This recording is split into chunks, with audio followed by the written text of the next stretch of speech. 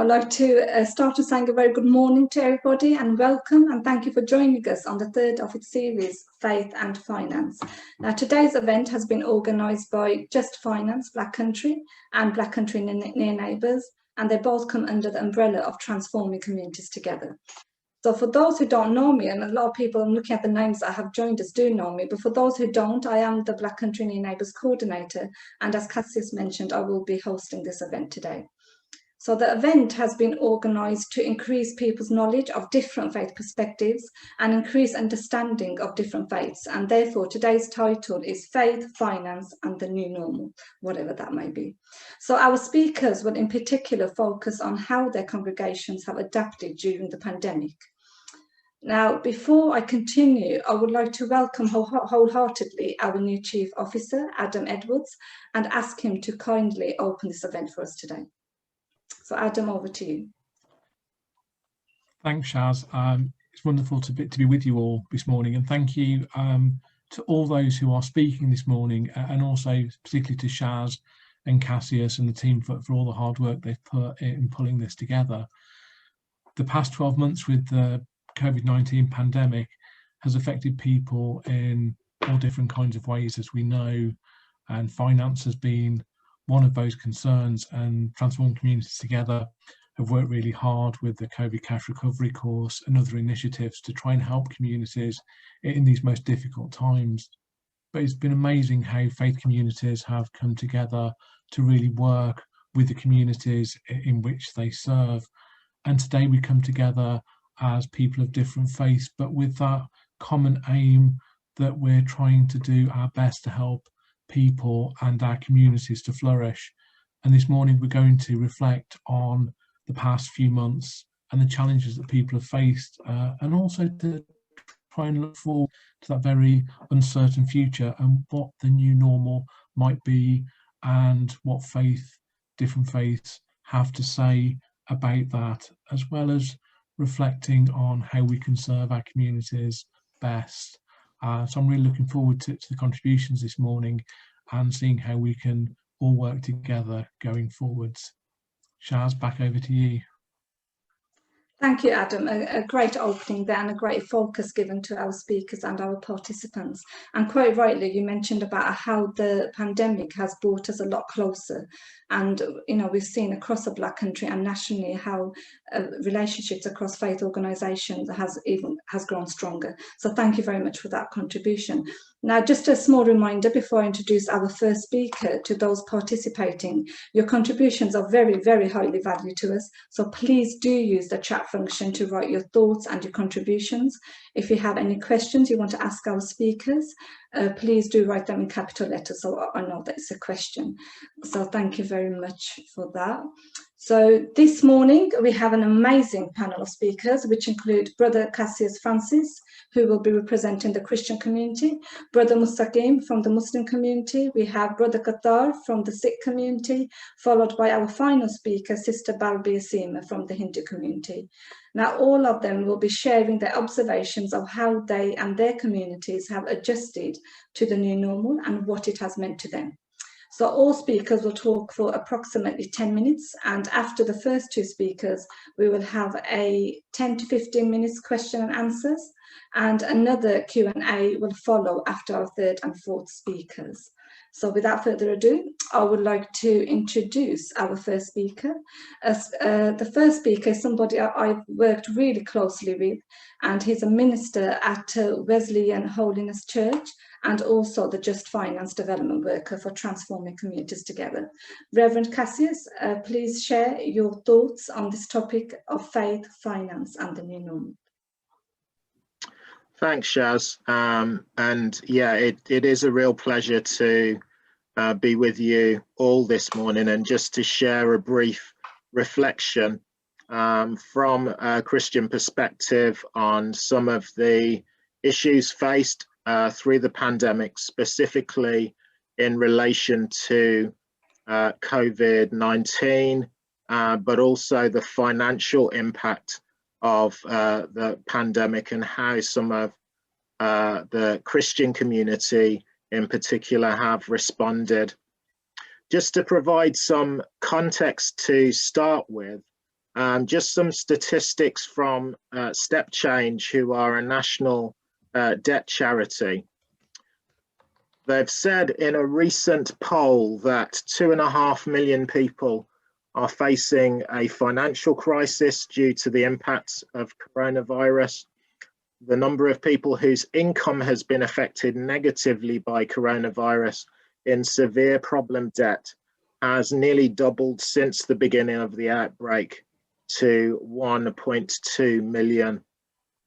The number of those affected who have fallen behind on essentials or borrowed to make ends meet has increased from 4.6 to 5.6 million. We estimate that the amount of arrears and borrowing among this group attributable to the impact of coronavirus is to the amount of about £10.3 billion. And finally, 1 in 3, 33% of those affected has borrowed to make ends meet, which may delay problems now, but increases the likelihood of more severe problem debts later. And I know that from recognizing some of the names of folks who have joined us this morning, that these statistics will not be a huge surprise to many. And particularly for my day job with transforming communities together as the Just Finance Development Worker, these figures are no surprise, but they do certainly cause me time to pause and reflect on the work that we will be facing going forward. And so firstly, just to speak from a perspective of the work that I do in this role. One of the things that I reflected on preparing for this was that we were able to respond quite quickly as a Christian community to the pandemic, and recognizing that there was quite an immediate need for financial support for lots of people affected, whether it was because they were people facing redundancy, or whether there had been a change in financial circumstances because there might have been illness or a death within the family. So it's actually at the end of last March, I piloted a course with a colleague just to provide some initial information for people who were struggling as a result of the pandemic. A long time before the pandemic hit us, we were seeing increasing numbers of people having to access our food banks across local communities. We know that the food banks are run, again, across faith groups, so that is not just a Christian initiative, but it is recognizing that for many groups, actually, they weren't able to continue to operate throughout. Many operate through volunteers who were affected by the pandemic themselves, or were having to self-isolate or shield. So certainly in terms of that ongoing work in supporting communities, we saw an increase in need and on the part of communities at a really early stage, but also the capacity on lots of our churches, our faith organizations, was at the same time under real pressure. We developed what's called a COVID Cash course, and Adam mentioned that in his introduction. Many of the folks that have joined this morning may have heard of that course. Essentially, it's a 2.5-hour training the trainers session that we are still delivering. It's free to access. We've delivered about 40 courses. About 25% of those, a rough count that I started earlier today, were specifically for faith communities. So again, while need has increased and we recognize that, there's been a great response from churches and faith communities recognizing the need to support people who are struggling financially during challenging times. So that has been fantastic, and we would continue to encourage both churches and other faith communities and those who are just working in local communities to continue to train and find access to free resources and support that is available. The other thing that I would say specifically in relation to my work have been campaigns like Reset the Debt that we have partnered with an organisation called the Just Public Issues Team, recognising, again, referring back to those figures from Step Change, that there is an increasing issue that we are going to be facing with lots of families around debts going forward. The Reset the Debt campaign is just one example. There are campaigns that are run around 0 hours contracts currently, campaigns around thinking about how we can run a fairer system of taxation in this country.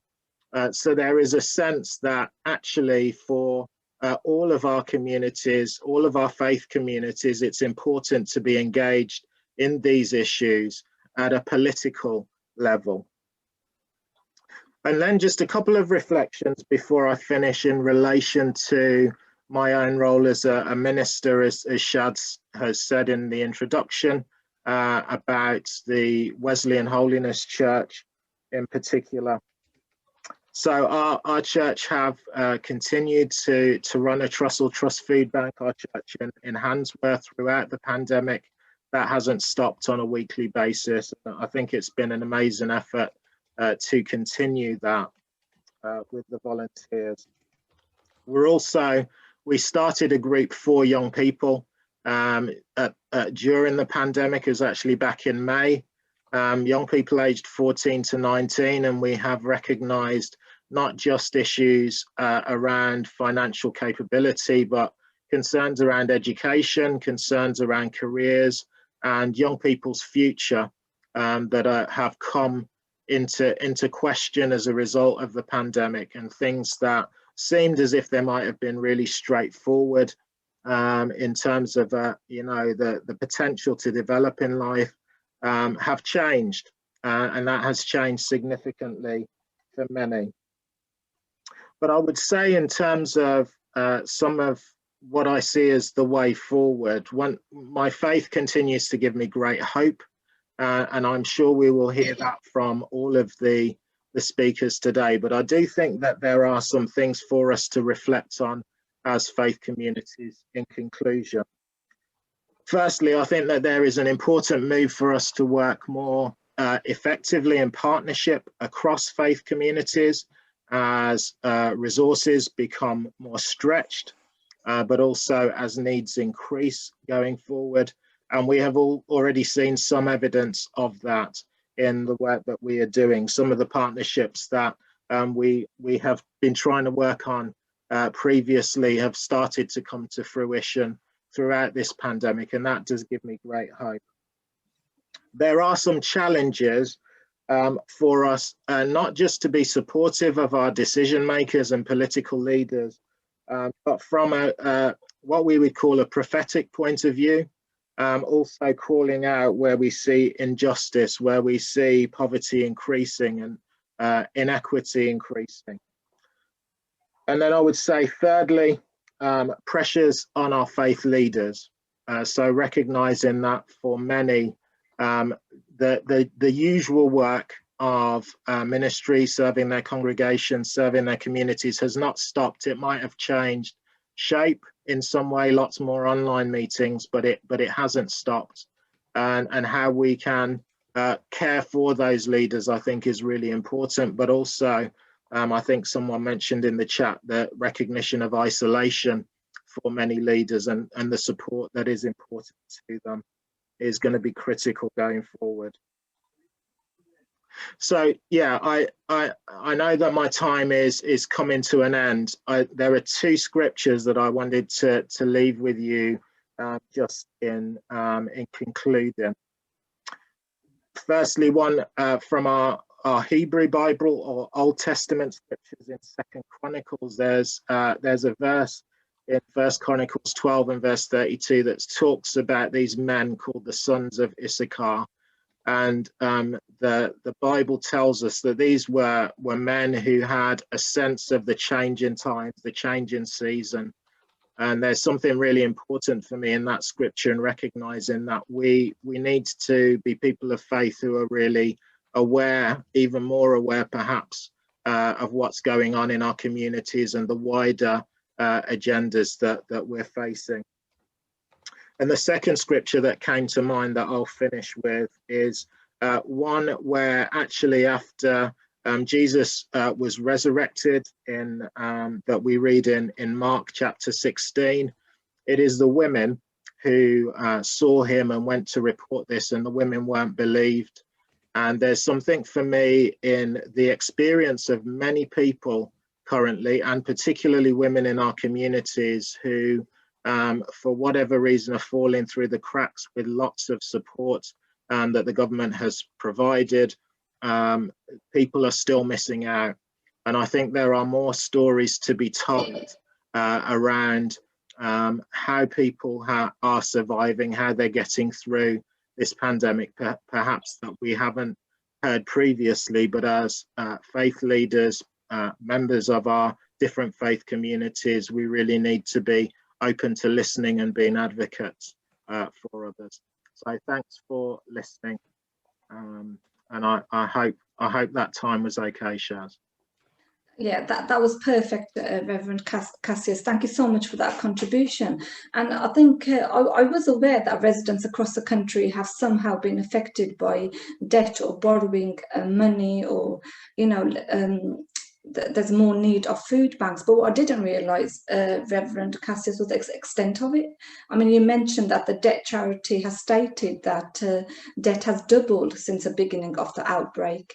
And that's really alarming to hear, actually. And it would be great to hear participants' perspectives on this through the chat. And obviously, you'll also have an opportunity in the questions and answers as well.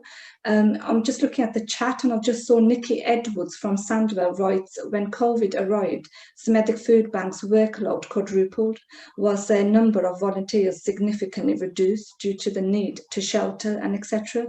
But local communities pulled together and the food bank has remained opened.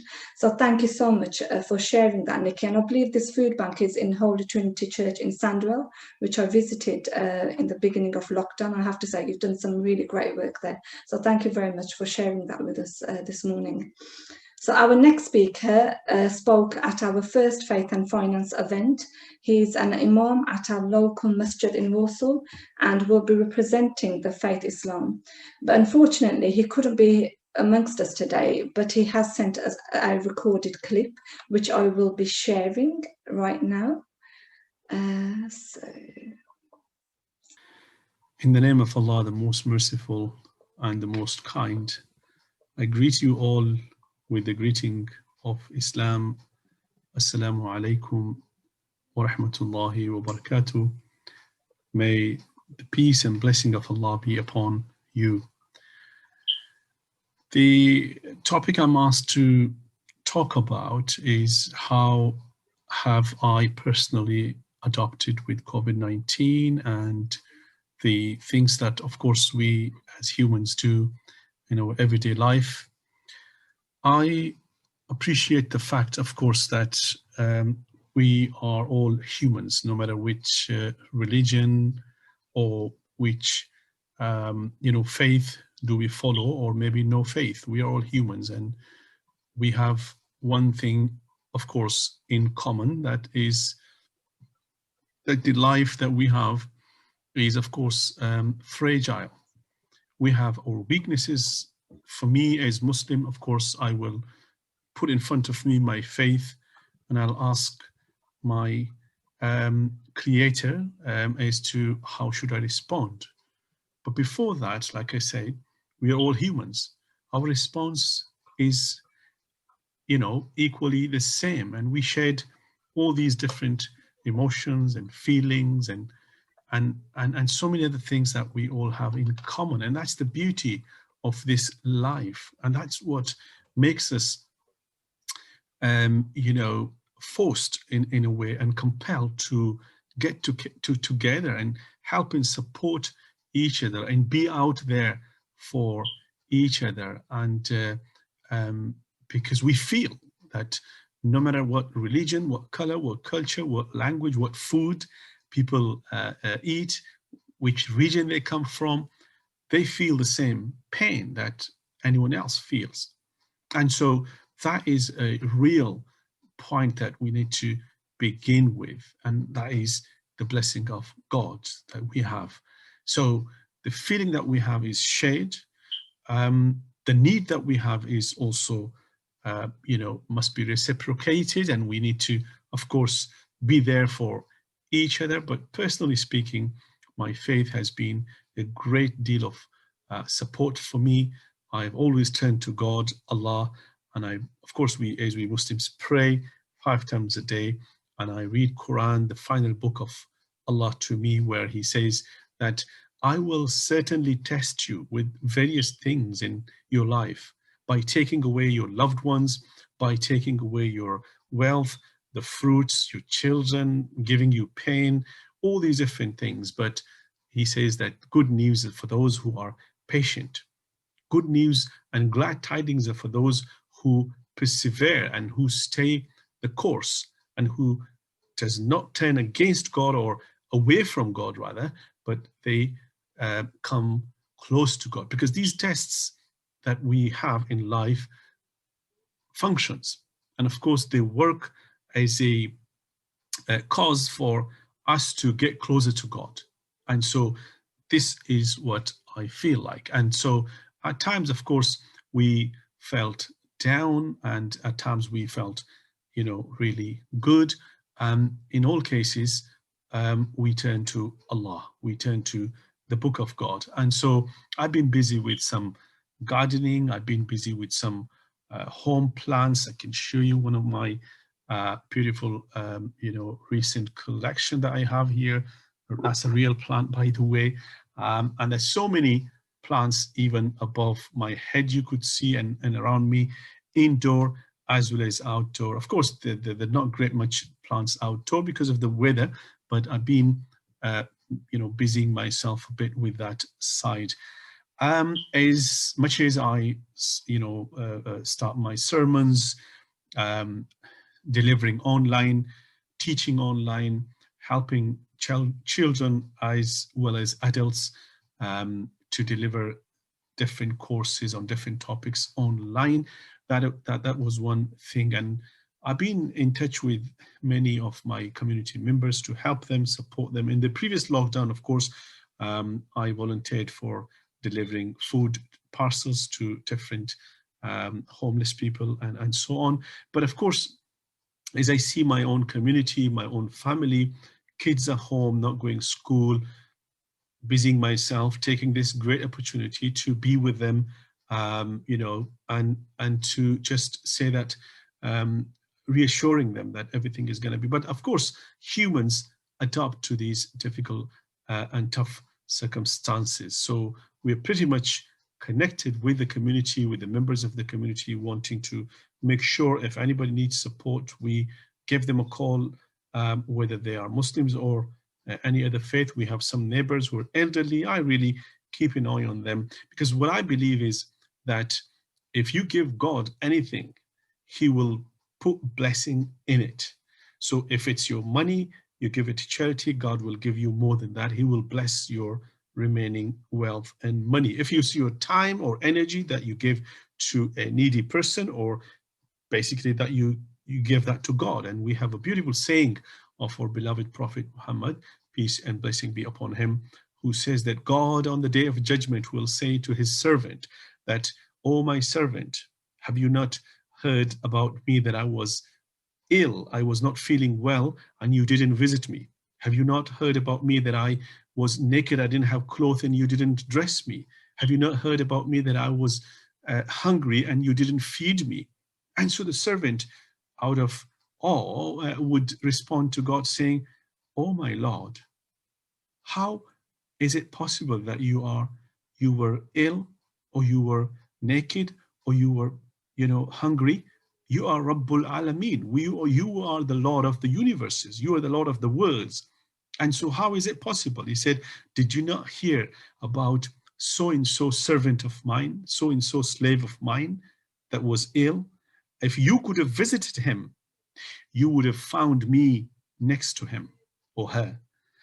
Did you not hear about so-and-so of my servant who was hungry? If you would have fed him, you would have certainly found me beside him or her. Have you not heard about this servant who was in this need?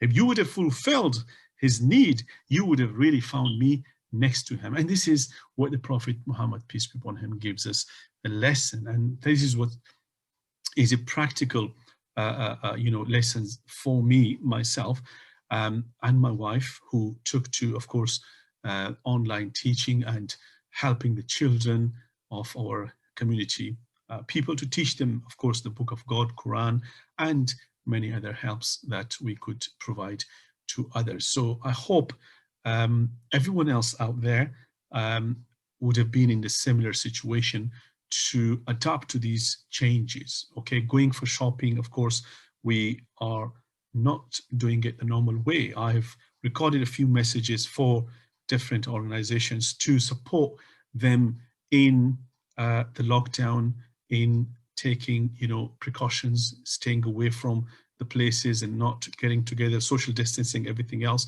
plus vaccines. Some people still question the safety of them or permissibility in Islam.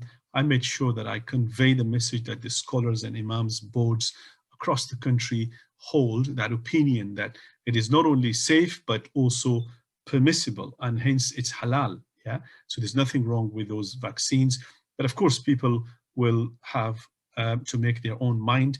I always appreciate the fact that the people of different faiths and none come together through these organizations, including the near neighbors and so on, and they help so much. And this is a vital support that we could provide to stand with each other, and we shall see the back of it, and we shall see this also, pass. May God bless the humanity. May God bless everybody. Thank you very much. Wassalamu alaikum wa rahmatullahi wa barakatuh. Peace and blessing be upon all of you. Thank you. Bye. Wow, a great contribution from Brother Mustaqim, and quite rightly, he states that during the pandemic we saw people come together regardless of what faith, what race, what ethnicity and diversity they may have belonged to.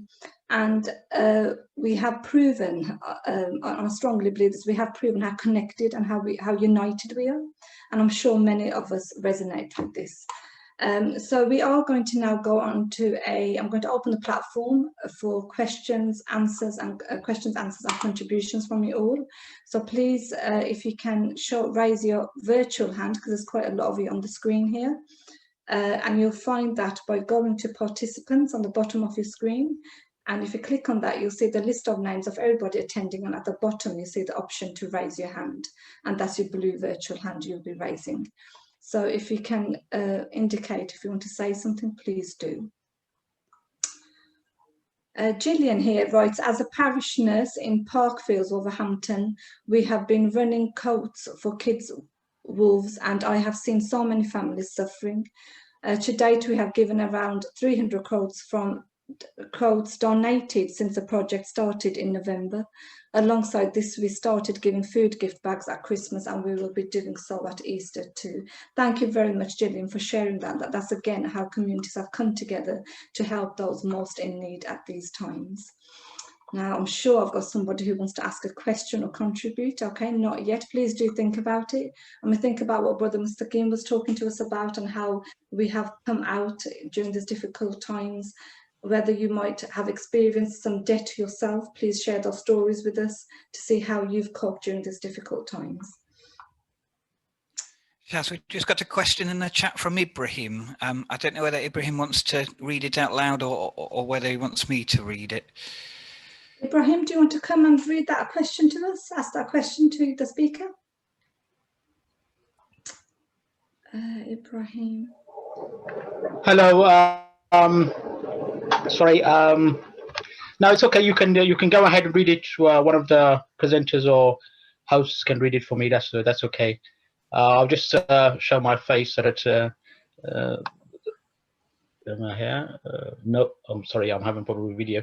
No problem. Just one of you can go ahead and read the question for me, please. That's fine. Okay, thank you, Ibrahim. Ibrahim, are you Ibrahim from Warsaw? Yes, I'm Ibrahim. Yeah, oh, welcome, Ibrahim. Okay, then. James, do you want to read that question then? Yes, yeah, Ibrahim had a brilliant question. He said, everyone's talking about the new normal. What does this mean? And will we be living with corona and lockdowns for the foreseeable future? A great question. Reverend Cassius, do you want to come in on that?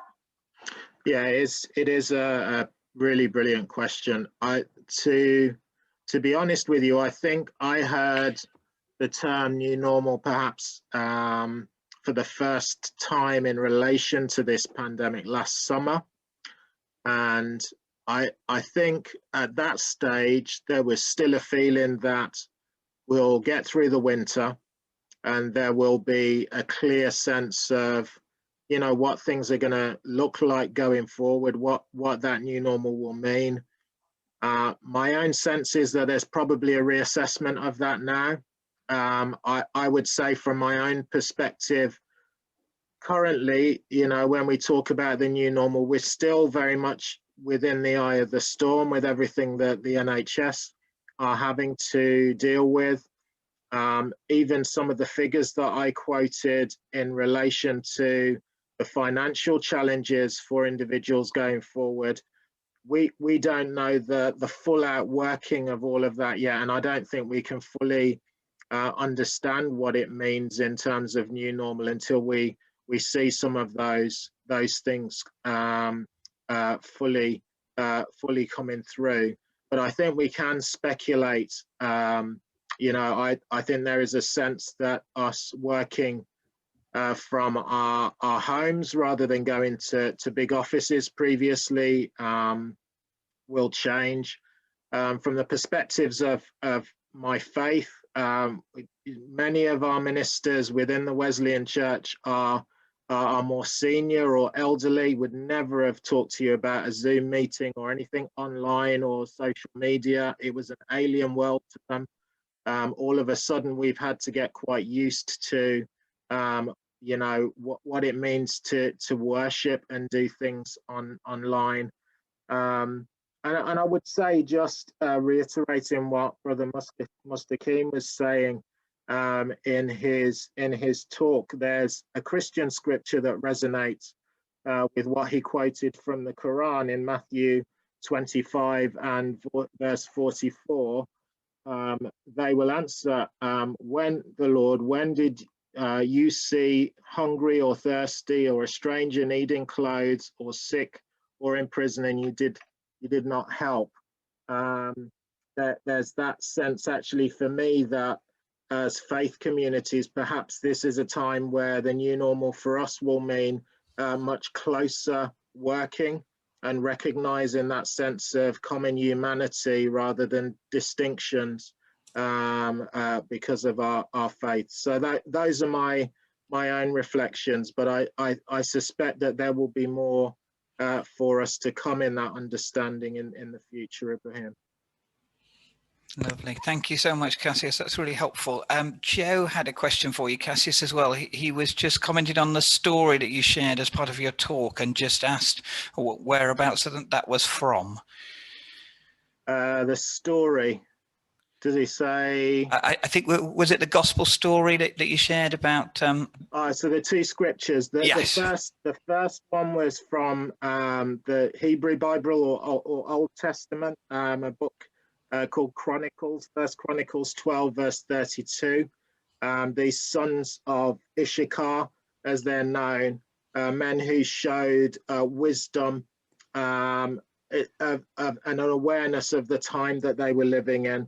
And then the reference for the New Testament was from the Gospel of Mark, chapter 16, where it talks about the women who saw the resurrected Jesus went away to report on the resurrected Jesus, but they weren't believed.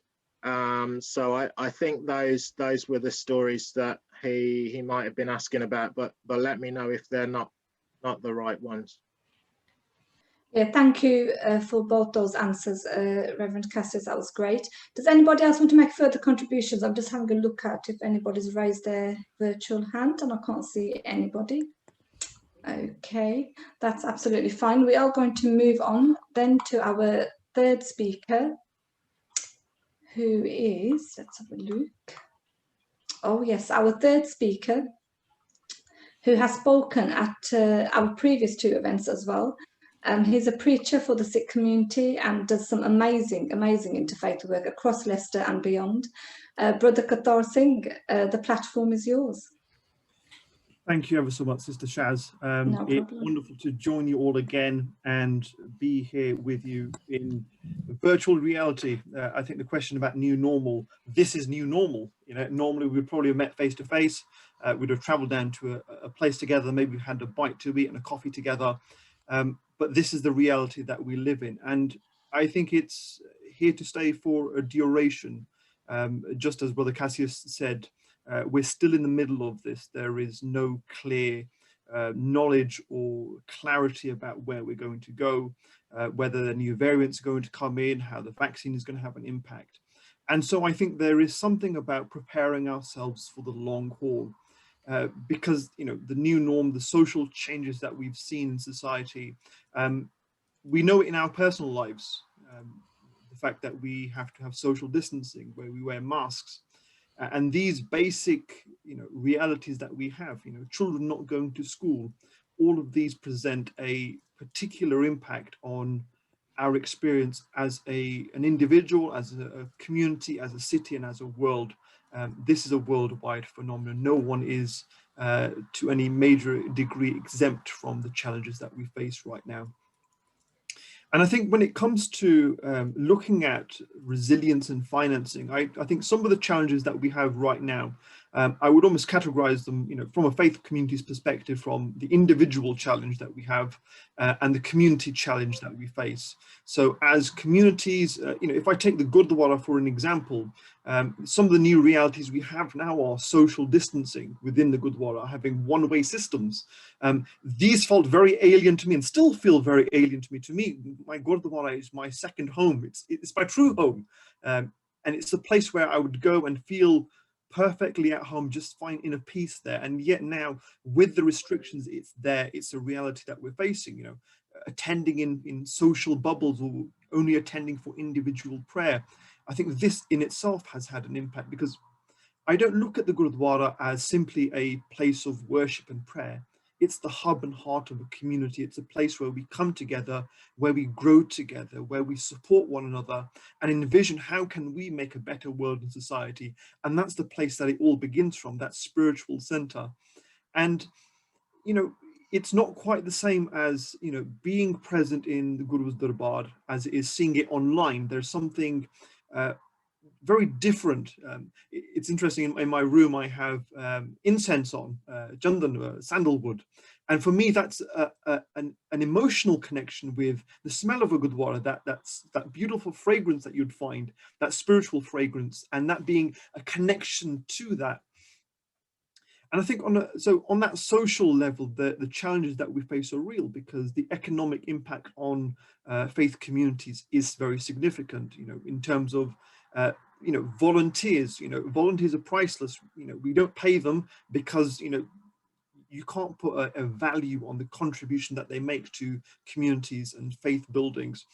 And that's been impacted by COVID, the number of people able to go in and volunteer, equally being mindful of those that need to keep themselves safe. So those people who are maybe retired, who may have had more time to contribute, they have to protect themselves, and that's fully understood. But that's one of the social impacts that's been affecting on our communities. But also, I would say donations, the amount of money coming in from people donating, it will have decreased. Bearing in mind, most Gurdwaras around the country have maintained to some extent their contribution towards the langar, the communal kitchen. Now, whilst the langar may not be taking place in the Gurdwara, quite often that food will be going out to vulnerable families and individuals, and that in itself comes with a cost attached. So I think as communities, there are economic challenges that we feel. And speaking to friends from different faith communities, everyone is feeling that pinch. I think it's a reality. I know colleagues who are in the Church of England, are facing some very, very difficult times with, the economic impact of COVID. And I think this is a real impact on all of us. But more particularly, I would say, it's really important for us to focus on faith leaders and those people in responsibility, because people normally come to you for answers and support and guidance. And if you're struggling, it's important for you to find yourself in firm grounding so that you are better able and better resourced to help those around you. And on the personal side, I would say that the challenge is, I think at this time now, we're in January 2021. A lot of people would have imagined in their mind, and I think this is quite true, a lot of people I've spoken to reflected this as well. 2020 was over, happy new year, it's all over, we've made it, this year is going to be smooth sailing, and it's all going to be up and up. And the reality then dawned a few later as we've gone into lockdown again, the impact on schools. And I think the mental health challenge on our societies is significant, the mental fatigue that people will be facing, the exhaustion, a sense of hopelessness and despair for the future, the anxieties that this may elicit from within a person. But also the realities of living in this situation means that there's a lot more strain, emotionally, mentally, physically. And personal finances have become very, very difficult for many people. I count myself blessed that I still am working, I still have a job, I still have that financial security. Many people I know will have been laid off or been put on furlough and be in very difficult economic circumstances. The declines of industries, entire industries around hospitality, they no longer are functioning. And how many people in our communities are affected by that? The economic uncertainty that we face, with the mounting debt, as Brother Cassius pointed out, not just individual debt, but actually as a nation, our debt. How is that debt going to be paid off? And will this be something that we'll be paying off for generations? And I particularly feel for the generations that are coming up, university, beginning work. They find themselves in a market that's saturated with lots of people who are far more experienced, going for the jobs that they potentially, had things not been as they are, they would more likely have gotten. And so I think that in itself has a long-term impact. And studies show that people who struggle at this initial point in time, it impacts on their long-term trajectory in life, and the impact that it has on their personal growth throughout their life, because this is the key time for them to find their feet and really excel.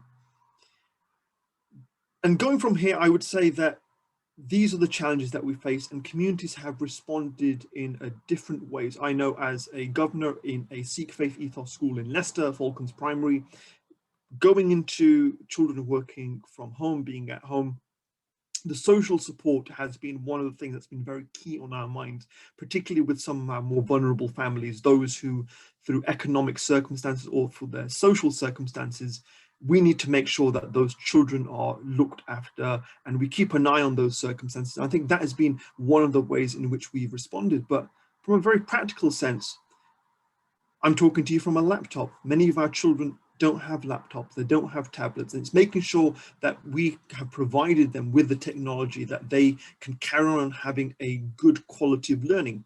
Because again, with children, an impact on their education now has long-term repercussions on their development, their growth, and their, the trajectory of their life. And so, we've given, lots and lots of our tablets and laptops out to families. We've loaned them out. And again, as a Sikh ethos school, we focused on the values that will help our children. I did an assembly this week, and it was on hope and how important it is to maintain hope, to not give in to despair, reflecting on scripture, reflecting on Sikh history, and how this can be a source of inspiration for us. And this links for myself in what I'm going to speak about in the future direction of the faith community's response to the challenges that we find. And I think from a faith community, from a Sikh perspective, I think there are key messages that resonate within us.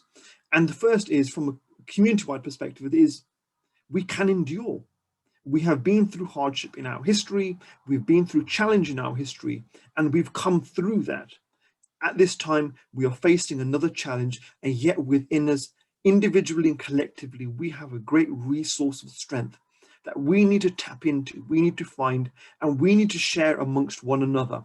And for me, this is the faith community's response, because there are practical things we can do, but there are emotional and spiritual support that we can give. And I think I would not want to undermine the value and importance of that spiritual support, that hope and resilience that we give and offer to one another. It's maintaining some sense of normalcy in our community. Yes, things are different. We can't see and interact with one another as we normally do, yet we connect with one another as we would have done through the power of social media. We stay connected. And that is always a powerful reminder that A, we're not alone, that we are connected and we can support one another.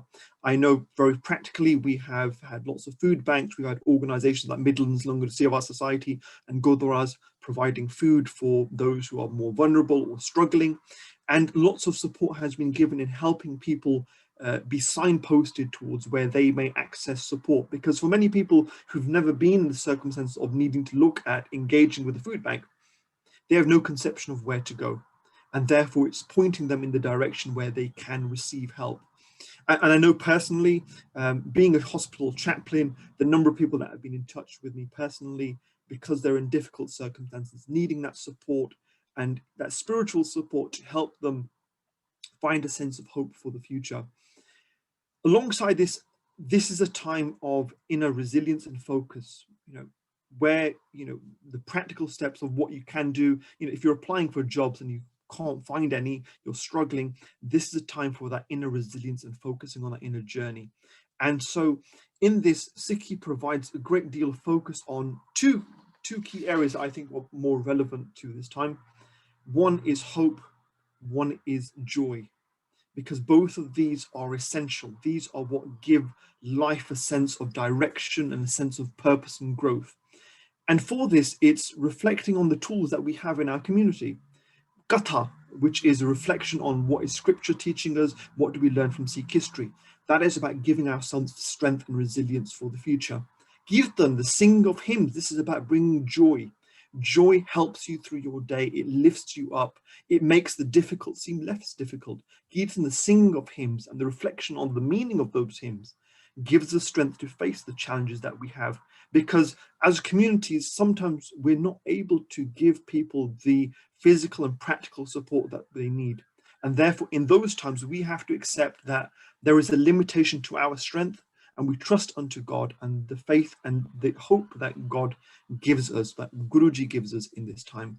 And Simran, which is meditation, and that's finding peace in the difficult circumstances that we find ourselves. And so that inner focus, I would say, has been a greater emphasis in this time, because that inner resource will help us when the outer resources are limited or scarce and maybe at times are not there. So I think moving to the future, I'm very conscious of my time.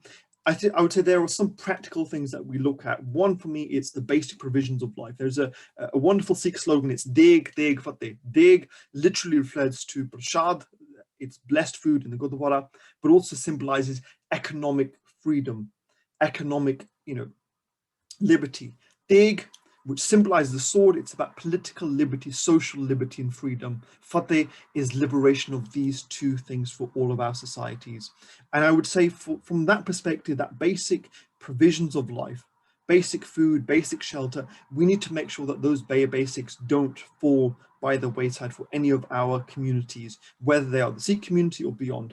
We need to make sure that those basic provisions, that children have meals, that children are not going hungry, that they have clothes, that they have heating. These for me are, in times of hardship, the bare basics that we need to make sure happen.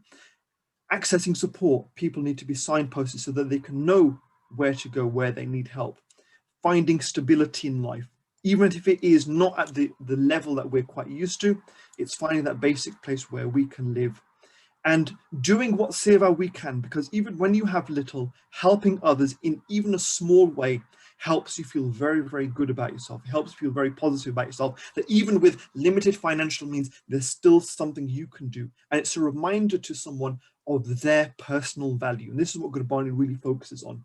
And socially, I think looking at the challenges we have in terms of economic future of our country, personal debt and how that impacts what it means for education and those sectors, and students who are going to university, what it means for them, but also how we collectively, collaboratively as a society work together to overcome these challenges. Because for me, this is a reality we're going to live with for a fair bit of time. I don't see this disappearing anytime soon.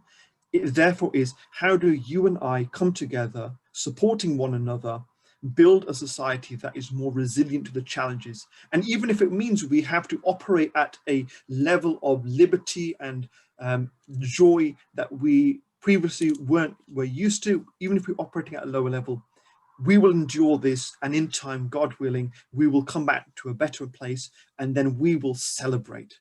Thank you ever so much. Thank you very much, Brother Qatar. I love the ending there. That's the ending of hope. So thank you very much. A lot of words of wisdom and food for thought there. You mentioned the challenges and also reminded us about the importance of looking after our own mental health, which I think often we forget when we are supporting others and helping those in need. So thank you very much for the reminder. But also, I've observed across the Black country, and I'm sure this is happening nationally as well, the seva that the Sikh community have continued to deliver during the pandemic, and they've literally quadrupled their services. So many volunteers have come out to help those in need in our communities. So thank you very much for sharing those wonderful thoughts with us this morning. Now, our next, before I continue with our next speaker, I saw something on the chat from Linda that I wanted to share. So Linda's from, she says, at our church in Old Hill, we have been phoning, sending encouragement letters and cards to isolated people within the community, running food banks throughout COVID, cooked meals, and having a WhatsApp contact page for ladies and men to share issues and good news too. What a great initiative. That is something we did in our local street. We had a WhatsApp messages. I knocked on every person's door in March and asked them whether they wanted to be part of this, so nobody felt lonely. We could help each other. So that's great to hear that you are also doing something very similar there. Thank you for sharing that with us, Linda. Now, our next speaker, I believe she is on, Balbi Asima. Are you okay to speak to us today? Because she sent a message to say she sent her apologies, but I can't see her on here.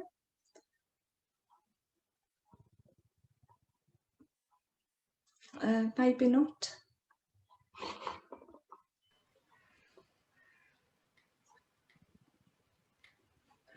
Okay. So we might be just having some technical issues, Shaz, I think. With So our speaker. Hi, sorry, were you referring to me, Shaz? No, Balbi Asima. I was referring to Nazima. Balbi Asima. She was supposed to be our fourth speaker, but she did send her apologies. Maybe she just logged in to have a little listen. I'm not sure.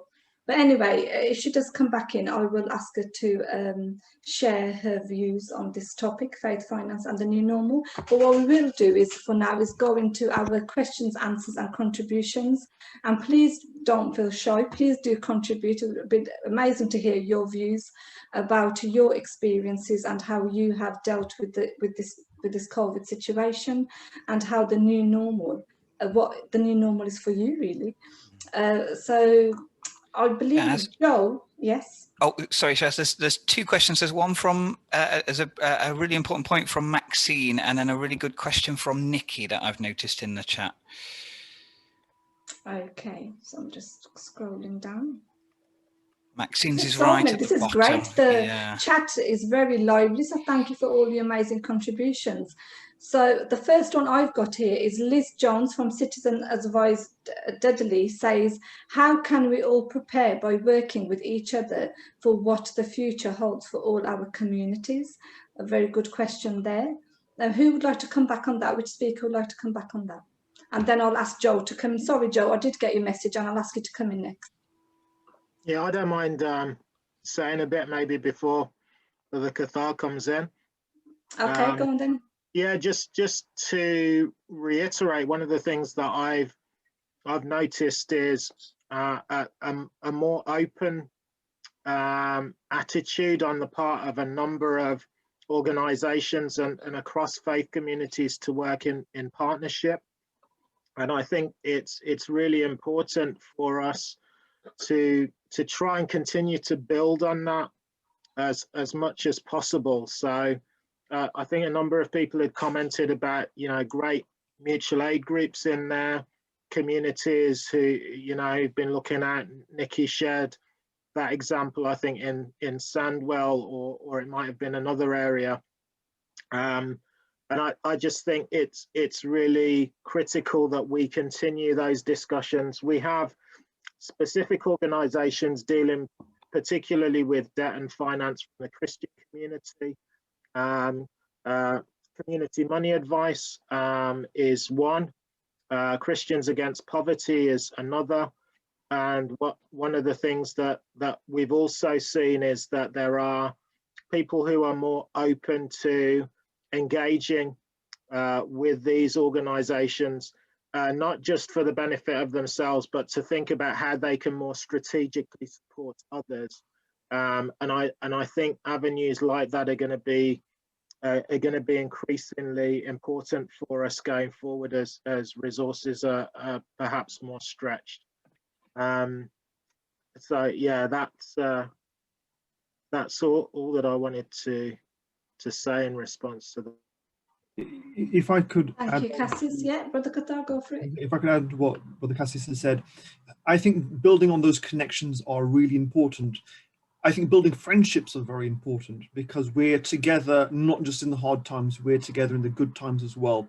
And investing in those relationships are really important, because there's nothing like a bad friend who only comes when they need help, but you know, apart from that, you never hear from them. And you know, it's just small things, just that the counters, the messages that you might send, that connection that you keep going, even if it's ticking along. At a certain point, these things peak where there's collaborative work that needs to be done. And at times it's very, very just checking in one another. Hey, how you doing? Sharing a message. I think that is really important, because that builds a more cohesive society and a cohesive community. This for me is probably the foundation on which we can move forward, because I would suspect that in times ahead, when furloughs might end, where we do find ourselves in difficult times, those connections will be helpful in signposting with one another. There are amazing courses that may be running that maybe someone in the Sikh community has never heard about, and therefore it's being able to access that and knowing that actually this is not about one community or the other. This is something about our collective humanity. I think emphasizing that we are one community, I think that's really essential in building for the future. But also alongside this, I would say that there may be a need for social and political activism when it comes to these issues. There may be real challenges that we face that might need pressure from all parts of our society to say, actually, this is what we think is important for our communities. And when we are collective in that, our voices are much stronger. And so for me, building on those relationships means that then at those times we can have honest and frank conversations. Even if we disagree with a particular approach, we will know and trust one another enough to accept it for what it is and say, fine, we might disagree, or actually, you know what, that's a great idea. How can we support? I think those are key relationships that need to be built. Alongside that, it's investing in the structures that we have. So for example, in Leicester, we have a homelessness charter. This was established about a year or two ago, where lots of different organizations and community groups were doing work to support the homeless, but there was no coordination between them. This homelessness charter was very much about saying, how do we bring everyone together so that collectively, for example, if everyone's doing a feed for the homeless, providing food for the homeless on a Tuesday evening, well, that's not very practical for those people who are receiving that help. How can we make sure that everyone is contributing towards one another in a way that helps the people that we're trying to help most? And I think maybe looking forward or working towards building something like that may be very, very helpful. And if we can do it in a citywide initiative, we can do it into a regional wide and build from there, maybe into a nationwide initiative by which we can support one another. Those are the things I would say from a very practical sense are essential. But alongside that, it's those messages, those friendships, because I had a friend of mine ring me out of the blue, and he just says, "Hey, Qatar Baji, just wanted to see how you are. You know, you always ring me. I thought, you know, for once I'll ring you back and see how you're doing." And that really put a smile on my face. That, you know, lifted me up. And I think that human connection, we are social creatures. That human connection is essential, particularly for those who are isolating, those who are vulnerable, those who don't have necessarily the, you know, the social circles that many of us are fortunate to have.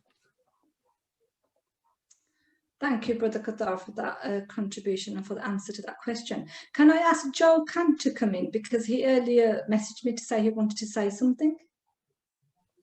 Joel Kant. Oh, hello. Yes. Hiya there, Joel. Yeah, no, it's going back to the previous speaker. There was Yeah, that's absolutely fine. Yeah. There was a quote.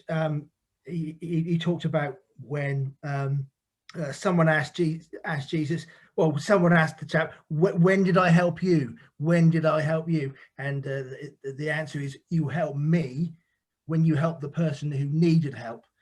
And I kind of was blanked out for a bit of that talk, but that was, I mean, that's from that's the same as Matthew 25 when Jesus had the conversation. And I just wondered if that quote was if that quote was from the Quran, and if so, whereabouts in the Quran, because it's a very similar story. Oh, okay. Can anyone answer that? Yeah, I think it was going back to what Brother Mr. Keane said, Shaz. So he was quoting on the video. I believe he was quoting from the Quran, but I stand to be corrected on that. And I was just reflecting, as the gentleman just said, that we have a similar scripture in our New Testament, and just the recognition again of that common humanity, just like Brother Qatar was just saying, the importance of serving each other, looking out for each other, is something that's core to our faith. And even if that's not recognized by the wider community, it's the acknowledgement that you know, our Creator sees and knows, you know, what we're engaged in, what support we offer, what we do. I think we have to also remember that when Joel's just mentioned that, is, you know, where does it mention, is that from the Quran? The Christianity, Judaism and Islam all stem from, are part of the Abrahamic religion. So our faiths are very interconnected. We actually have more similarities than we do differences when we look at our faith foundations especially. So it could be that Brother Mustaqim was quoting something that was very similar to what is mentioned in the Bible, but yet it is also mentioned in the Quran. Sorry, can I just? Yes, of course. It's a hadith. It's part of a hadith, which is we've got the Quran, and then we have hadiths, which is stories that have happened to different prophets that have been collated into hadith. So again, there are some that are believed to be very strong and are believed to be part of the Prophet, peace be upon him's words. And then there's the Quran, we believe, is direct orders, direct things that have come from Allah subhanahu wa ta'ala, which is God. So there is that slight difference. So it's hadith will always be things that have happened. So it'll be stories that have been collated and are known to be true. And very often when you read through hadith, you'll find very much similarities with stories that are in the Bible. So there is that connection, again, as Shaz said, with that. Thank you very much, Shaz, for that contributions. And quite rightly, the hadith is a saying of the Prophet and those who were in the presence of the Prophet, and they collected these stories, and they are quite followed a lot by Muslims. Okay, then we have another question here by Nikki Edwards. Nikki, do you want to say this question yourself? Hi, Shaz. Yes, thanks. I was referring back to Brother Qatar, because you mentioned you're a hospital chaplain, and I wondered in these difficult times if you were being allowed access to patients and their families, because it must be absolutely horrendous for them to be there. And it's how you approach that spiritual support if you're not allowed to actually go in and see them. I just wondered how that was going. So from the chaplaincy perspective, if we go to the NHS, every hospital is under a different trust and they might have a different view or policies to this. Within our hospital in Leicester, the 3 hospitals in Leicester, and the mental health charities that I work for, the hospitals I go to, we've continued to have access to our patients, although being mindful of infection control measures, making sure that we, maintain a level of responsibility to, preventing the virus spreading. That may mean wearing PPE. For some of our staff, it's making sure that they have a fit testing for their masks, but also for someone like myself who has a beard, which cannot be removed, it's making sure that we have the correct PPE that would enable us to visit patients. So patient visiting has continued, although responding to the reality of sometimes having restrictions on our access. So where we've not been able to directly be with the patient because of the nature of where they are, if they're in a COVID red zone or a hot zone, we have been able to engage with them through an iPad, and therefore being able to support them in a different way. I know that this may not be the case with every hospital, and also that many chaplains who, if they're in a vulnerable category, this itself will present a challenge. Alongside this, when it comes to family support, it's quite an interesting one. I've noticed myself that there are a number of families that will call into the chaplaincy service and ask for a visit to their family member has increased significantly. But also, as chaplains, we're not just floating in a hospital. We are connected and rooted in communities. I know personally the amount of direct messages I've had either on my phone or through social media, for people being in touch about family members who are asking for support, and that's continued as well. And I think it's a vital lifeline for many of our patients to have that spiritual connection, but also there is that connection to their community. I had an elderly lady I visited this week who said, I always smile when I see you because it feels like I'm still connected to my community, and it's that connection that I sometimes feel isolated from here. And so I would say it's essential for us to carry on this service, in times like this. It's essentially for, the medical staff will, perform all the medical interventions. Everyone is responsible for spiritual care. But when you have 101 responsibilities, this may be one of the things that falls slightly by the wayside. And that's where chaplains come in and offer that spiritual care and pastoral support. And it's essential in my mind. So yes, it's carried on. I know in other hospitals, the way that they've approached it may be different. But I think this is one of the challenges that we have as a chaplaincy profession, is making sure that we continue to be able to do the work that we do. Thank you. Thank you, Brother Qatar, for answering that in so much detail. And I think you leave that presence around people. I remember when I met you the first time, and I think I actually said to you, you're so softly spoken, it's somebody you can connect with. So that's great to hear that others feel the same as well. Now I'd like to ask Maxine to come and share her thoughts as well with us.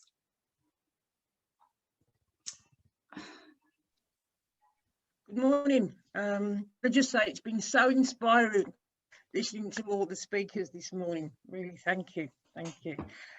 I've been doing some stuff around emotional resilience.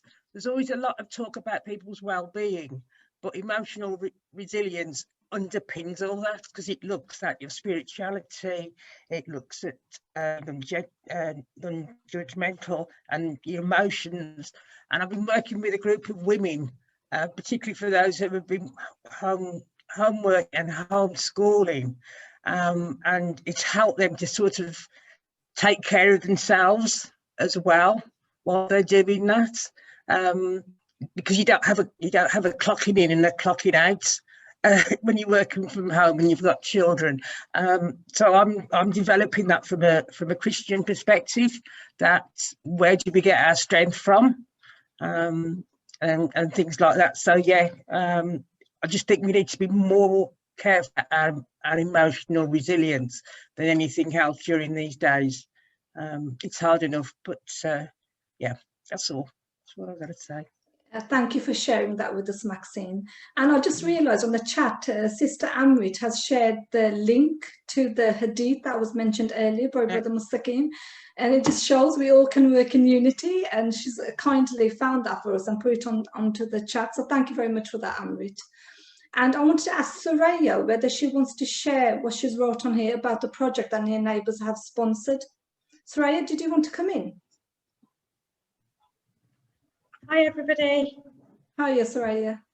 Firstly, I'd like to say it's been such a pleasure to join today and hear everything the speakers have had to say and everybody else, and it's so nice to see how actually our faiths and our belief systems have supported us individually and as a community in this difficult time. The Mindkind Project CIC is an organisation in Warsaw that supports men and women and families with mental health through social clubs. The Near Neighbours group have kindly funded us with podcast equipment for us to deliver a series of podcasts whereby we're going to talk about mental health and belief systems and how belief systems have given us resilience or impacted mental health, and open that discussion so that people can learn and share from each other. So I'm really keen to connect with anyone who would be interested in being involved in those podcasts, because I think that you guys are at the forefront of a lot and representing a lot of the faiths in our community, and it would be great to have you on as guest speakers. So I have shared my email address to everyone, and it would be great if you could contact me if you're interested. So just a little plug from us. Thank you. Thank you, Soraya, for that contribution. Thank you very much. And it's a great project that I'm really looking forward to see how it shapes. So thank you for sharing that with us. Now, I've just realised what time it is. It's actually going 10 to 1 now. How fast has the time gone? I'm going to ask the speakers whether they have any final reflections to share with us. Reverend Cassius or Brother Kathar Singh, whichever wants to go first. Do you have any final reflections? Yeah, just as others have said, it's been hugely encouraging just hearing from the other speakers and not just those who've contributed, you know, formally, but from people joining the call and just sharing about their experience in different projects. It just reminds me that we, you know, we're all continuing to learn together. There's more learning that we can do. And just to reiterate what Brother Kathar said, I think the more opportunities that we have for conversations like this help us to build relationship and maybe demystify some of the anxieties that we may have around, you know, working together as communities, because we're going to need each other going forward. Whatever this new normal thing means, we're going to need each other coming out of this for the benefit of our communities. So yeah, I just wanted to thank you as well, Shaz, for bringing us together like that. Oh, it's a pleasure, Cassius. Brother Kathar? I think I would echo on a very similar vein to that. It's important that we build on what we're doing here. This is not just something that's for today or tomorrow. This is about building relationships for life and friendships for life, and reflecting on, you know, the message of, you know, helping, you know, the most vulnerable in society. And I know within religious traditions that, you know, these messages and stories exist, and I think that's a reminder of how close many of the values that we share are. I thought I'd share a very brief one from the Sikh perspective. So Guru Har Gobind Sahib, who was the 6th Guru, during one of his travels, as he traveled through Kashmir, there were people who were coming to see the Guru, and one of them had come across a hungry man who had seen the pot of honey that he'd brought for the Guru and asked, you know, to have some. And the man said, no, I can't give this to you. This is to be given to the Guru as a donation, as a gift. And when the next day he presented this pot of honey to the Guru said, I can't accept this. And everyone was surprised by this. And the Guru said, when someone who is hungry asked you for this, you refused them. The gift that you give here is meant to be for all people who are needy. It's not just about giving it to the Guru Di Golak. And there's an expression that came from that time, Garib da Muh Guru Di Golak. Garib da Muh is the mouth of the hungry person. To give to them, it's as if you were giving to the Guru. And it's just as important. And so, again, it's reminding all of us that within our faith traditions, within our scriptures and our teachings, there are great deep wells of knowledge and wisdom, and that we should go back to those and reflect on those and how those impact on our daily lives and gain support and inspiration from that. That's all. Thank you. Thank you very much, Brother Qatar. Wow, I think it's been such a pleasure to have all the speakers amongst us today, and I'm sure you'll agree we've had some really great, powerful contributions. I mean, sharing the experiences of the pandemic, how their communities and congregations have adapted to the new normal. And Brother Qatar also mentioned one of the new normal is these online events, engaging with each other through online. And I just wanted to share with you of an initiative that Transforming Communities Together have been sharing with our residents, was bringing people together, which is an online platform where we can give you a free Zoom account, so you can have those engaging conversations and create a space, a platform to engage with people safely. So if you want any more information on that, please do contact me directly, or I'm sure you can contact Sue Parker, but if you contact me directly, I can give you the further information on that.